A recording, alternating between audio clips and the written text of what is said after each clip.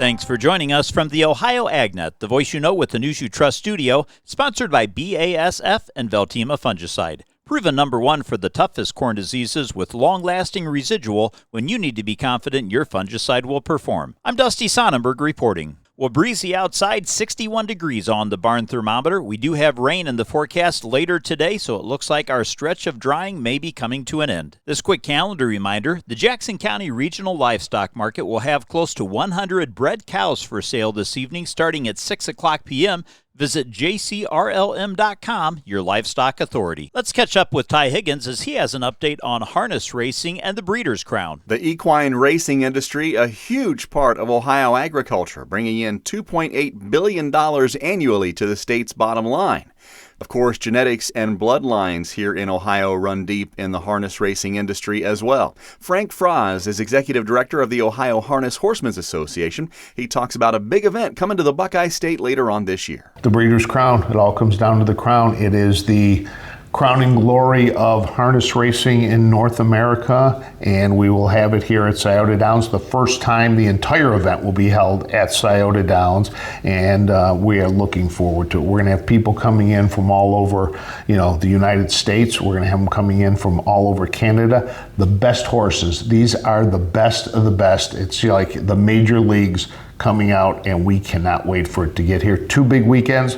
First weekend will be eliminations. The horses will race the weekend before for the right to race on the 23rd and the 24th for the Breeders' Crown. You can watch our full conversation on Ohio AgNet TV on YouTube.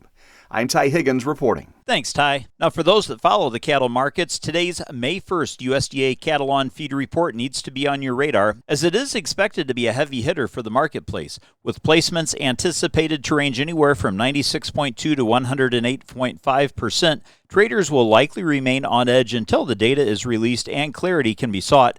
The 2 biggest reasons why the placement data is expected to be greater than a year ago are because drought has pushed more feeders into feedlots earlier than normal, and feedlot turnover is slower than years past as cattle continue to be fed to greater weights. Now, the packers know that market-ready supplies of cattle are extremely thin. Feedlot managers know this too and remained committed to advancing the market as much as they can. Unfortunately, what this means for the market long-term is there could be more fed cattle available from late September through October. Now, it is important to note this is because historically, this has been the time period in which a large percentage of cow-calf producers have marketed their calf crop. But if there's a surplus of fed cattle available during that time, that would soften the fed cash cattle prices, and that means it may not be the most opportunistic time to market your feeder cattle this year. Last year, the feeder cattle prices peaked during the second week of October. We are on the verge of Memorial Day weekend, and everybody likes to think of that as the unofficial start to summer. Let's take a look at what your Memorial Day weekend forecast is going to be. This weather forecast update brought to us by Seed Consultants. Simply better performance. You can learn more online at seedconsultants.com. A dry start to your Friday, but moisture is pushing up from the south. I'm Chief Meteorologist Ryan Martin. Let's take a look at that Ohio Ag Weather Update. Good sunshine over all the state right at sunrise. Clouds building quickly here late morning and midday in southern Ohio. Sunshine holds on longer in the south. Moisture is going to be pushing up out of Kentucky, Tennessee, into West Virginia, right on through the afternoon and evening hours. Moisture continues through all of Saturday. 100% coverage across the state here, and I think the moisture combined from later today through tomorrow will be anywhere from half to 1.5 inches. I am concerned about some embedded thunderstorms. Sunday starts better, but we see a secondary batch of moisture moving across northern locations, a few hundreds to a few tenths there, and then we settle in for some drier weather on Memorial Day.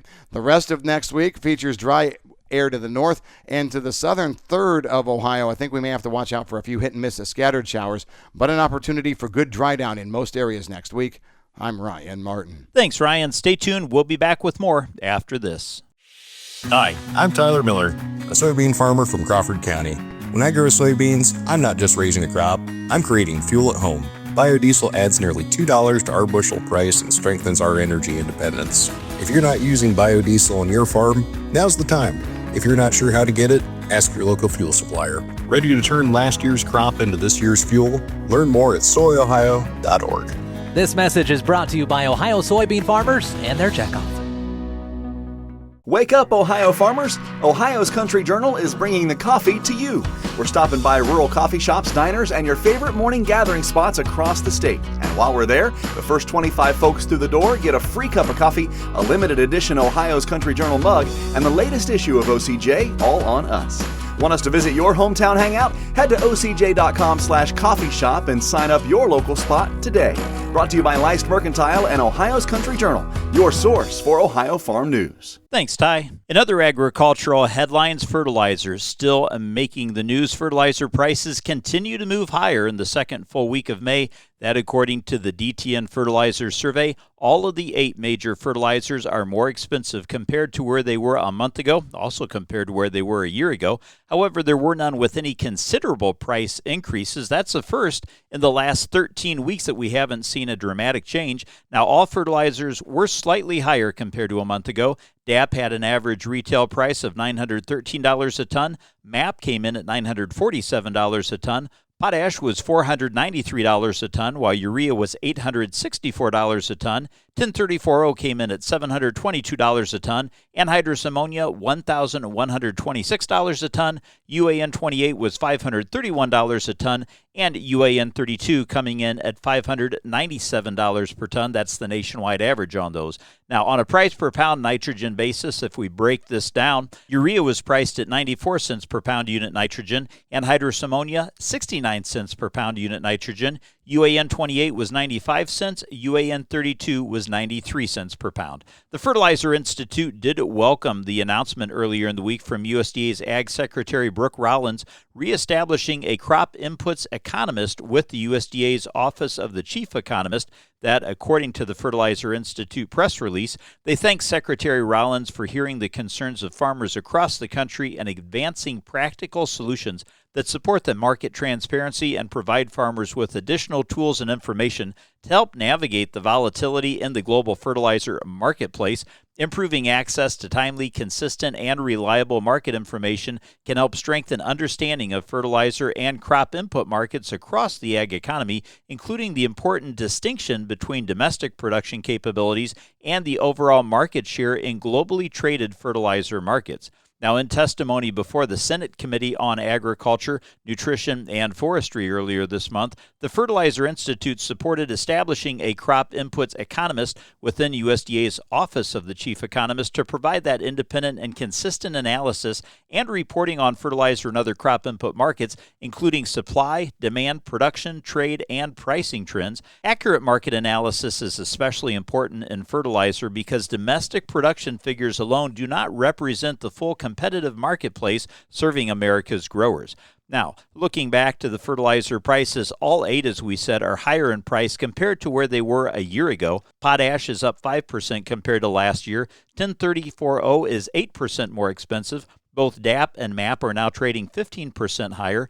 UAN 32 is 23% more expensive, UAN 28 is 29% higher, and urea is 45% higher compared to a year ago. Well, along with fertilizer prices, fuel prices are also higher. Diesel costs are up 50%. And if you began the year with your bulk tanks topped off with $3 per gallon diesel, expect the refill to be at least $1.50 more for that same gallon. According to Drew Kinsey, he's a University of Missouri Extension senior research analyst, and he said for a fuel-intensive operation style that includes 2 phases with tillage tools, planting, 2 spray applications, harvesting, and trekking corn yielding 180 bushels per acre, roughly 7.5 gallons of fuel will be consumed per acre.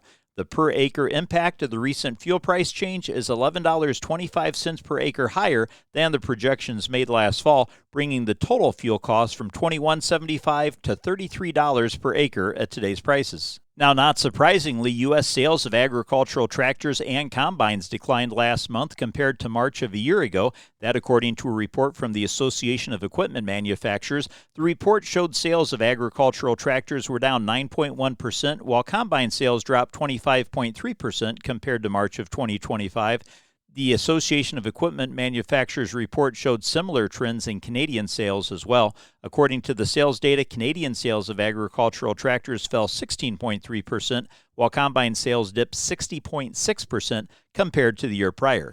Now, these numbers reflect the overall softness in the ag economy, according to Kurt Blades. He's a senior vice president of industry sector and product leadership at the Association of Equipment Manufacturers. And despite these declines in sales in 2026, the commitment to modernizing equipment and adopting innovative technologies remains strong, positioning the industry for long-term growth. Stay tuned. We'll be back with more when the Ohio AgNet continues after this. Looking for heavy equipment but don't know where to buy? Purple Wave Auction has you covered. Always online and always no reserve. It's your destination for construction or ag equipment ready to work. We even sell semis, trailers, and fleet equipment for your operation. Best part? It's free to join. Head to purplewave.com. That's purplewave.com. Sign up for a free account and start bidding today. Purple Wave Auction, the easiest and most straightforward way to buy and sell equipment.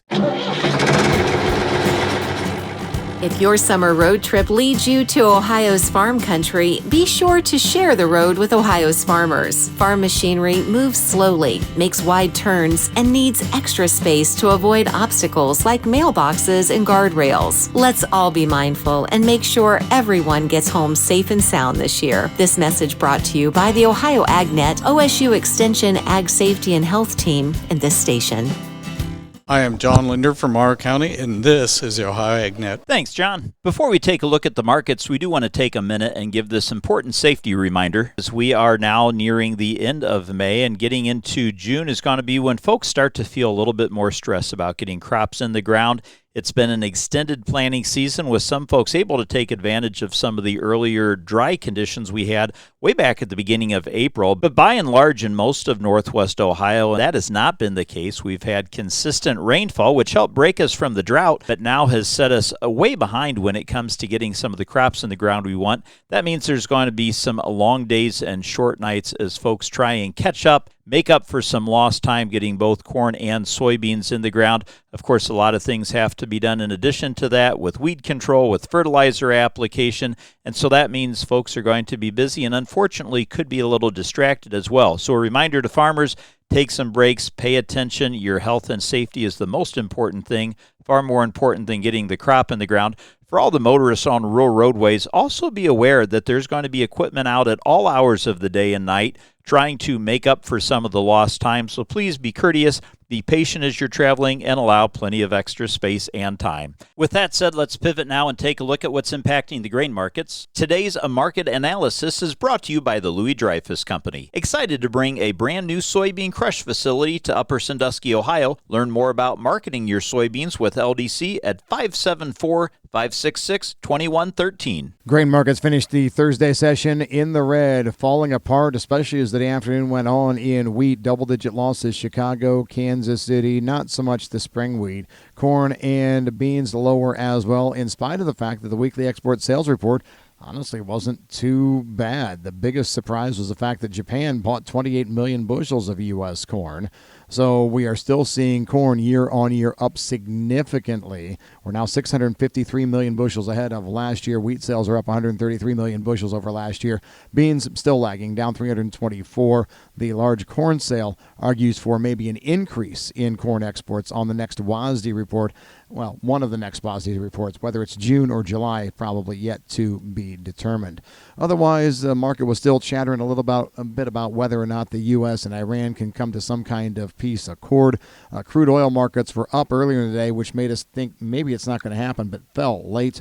I'm Ryan Martin. Thanks, Ryan. Let's take a look at how your markets closed yesterday. This market recap brought to us by Seed Consultants. Simply better performance. You can learn more online at seedconsultants.com. Well, July corn closed the day down 3.5 cents, and December corn was down 4 1/4. July soybeans closed down to 5.5 cents, while November beans were down 6 3/4. And July Kansas City wheat ended the day 11 3/4 cents lower, while July Chicago wheat was down 13 cents, and July Minneapolis wheat closed the day down 4 1/4 cents. Turning now to the overnight trade, July corn is trading down a penny at $4.61 1/4. December new crop corn is down 3/4 of a penny at $4.84 1/4 cents. July soybeans trading up a 1/4 penny at $11.94 1/2 per bushel, and November new crop beans are up a 1/2 penny at $11.87 1/4.